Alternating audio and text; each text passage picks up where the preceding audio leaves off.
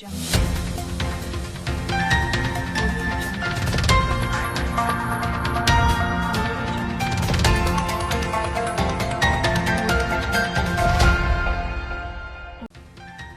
synergie des enseignants a déposé un préavis de grève de 288 heures qui sera effectif à compter du 12 août prochain. Une annonce qui intervient alors que les examens de fin d'année viennent de commencer cette semaine sur toute l'étendue du territoire national. Ouverture des travaux de renouvellement du bureau des femmes travailleuses de l'UNTM ce samedi 31 juillet 2021 à la Bourse du Travail. Les détails dans un instant. Mesdames et messieurs, bonsoir. Merci d'être parmi nous sur Liberté Télévision et bienvenue dans ce journal d'information. Nous ouvrons cette édition par l'actualité de la semaine qui a été marquée par l'affaire Abdoulaye Keita, ce jeune homme tué par balle dans la nuit du mercredi au jeudi 22 juillet 2021 lors d'une intervention de la brigade anticriminalité de la police nationale à Lafiabougou.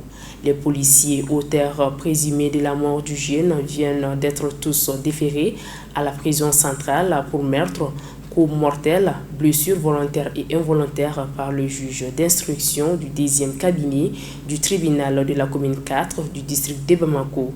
Nous vous tiendrons informés de la situation dans nos prochaines éditions.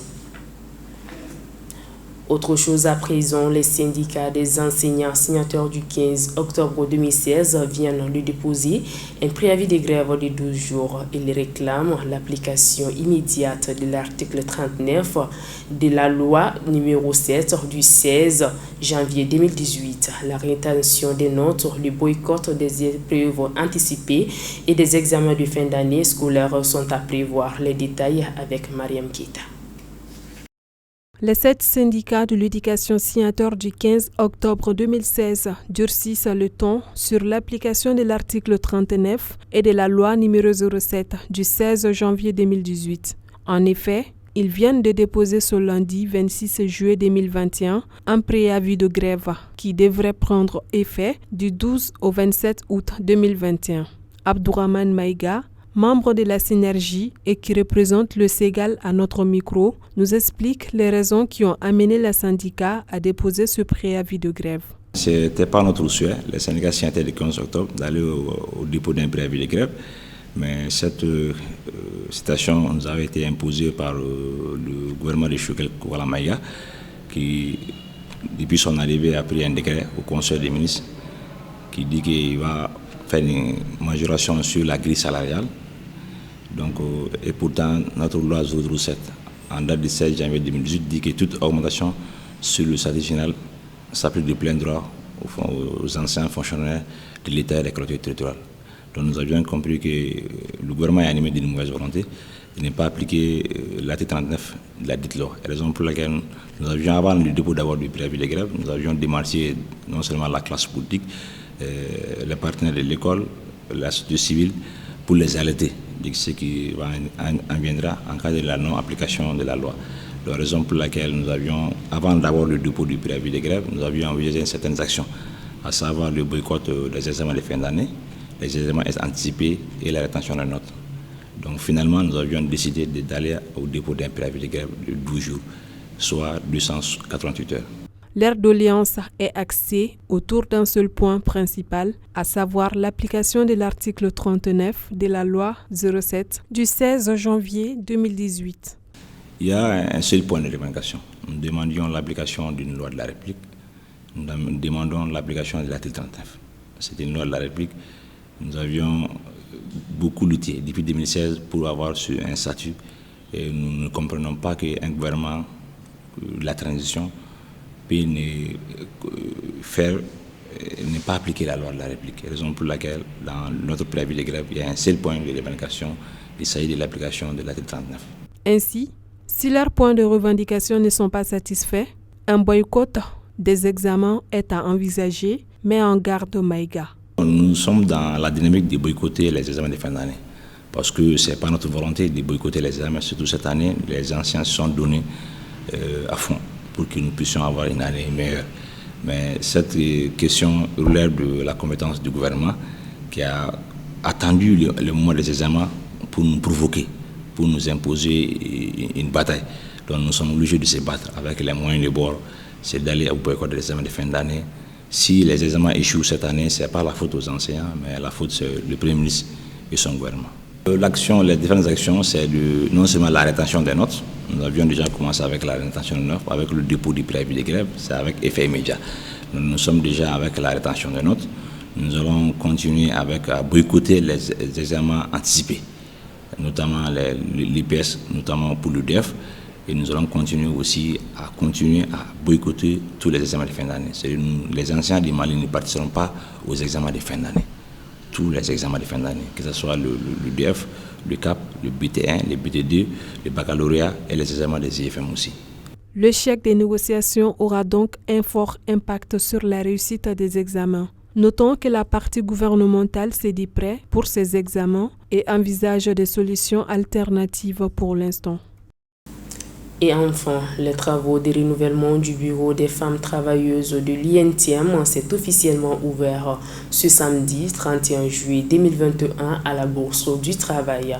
Objectif, défendre les intérêts de toutes les femmes du Mali. Une rencontre qui coïncide avec la célébration de la journée panafricaine des femmes. Reportage. Après plus de 10 ans à la tête du bureau des femmes travailleuses de l'UNTM, Mme Keita Fatoumata Sissoko, présidente sortante, passe les relais à une nouvelle génération. En effet, elles étaient plusieurs femmes venues des régions, cercles et du district de Bamako à prendre part ce samedi 31 juillet à la Bourse du Travail au renouvellement du bureau. Ainsi venues soutenir les femmes dans leur lutte quotidienne, Yacouba Katile, secrétaire général de l'UNTM, se réjouit de cette rencontre. Nous sommes aujourd'hui dans le cadre de la mise en place, pour ne pas dire le renouvellement du bureau des femmes travailleuses de l'UNTM. Depuis un certain temps, pratiquement, les bureaux étaient vraiment à tonnes. Mais compte tenu vraiment des nouvelles têtes qui sont arrivées, plus jeunes, il a lieu vraiment de passer les flambeaux, les relais. Et entre elles, elles ont décidé à ce que ce soit la journée d'aujourd'hui qui coïncide avec la journée le 31 juillet, la journée des femmes. Alors aujourd'hui, on est là pour vraiment leur apporter notre soutien, notre encouragement afin qu'on puisse mettre en place un bureau digne de ce nom qui pourra représenter l'ensemble des femmes travailleuses affiliées à l'UNTM. Et au-delà du Mali, à l'intérieur du continent aussi bien qu'au-delà même du continent, que celles-ci vraiment puissent apporter en tout cas nos voix pour la défense des femmes au niveau du Mali, surtout les femmes travailleuses. Quant à la présidente sortante, elle invite les bureaux entrants à défendre les intérêts des femmes travailleuses de leur organisation. Occasion pour Mme Keita Fatoumata Sissoko d'inciter les nouveaux bureaux qui sera mis en place à la lecture des textes. Nous venons de finir notre mandat et on doit mettre un nouveau bureau en place.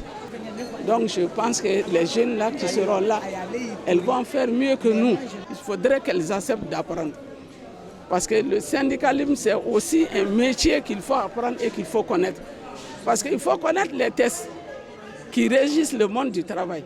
Il faut connaître les tests qui régissent la femme travailleuse. La femme en général et particulièrement la femme travailleuse. Vous devez connaître ça.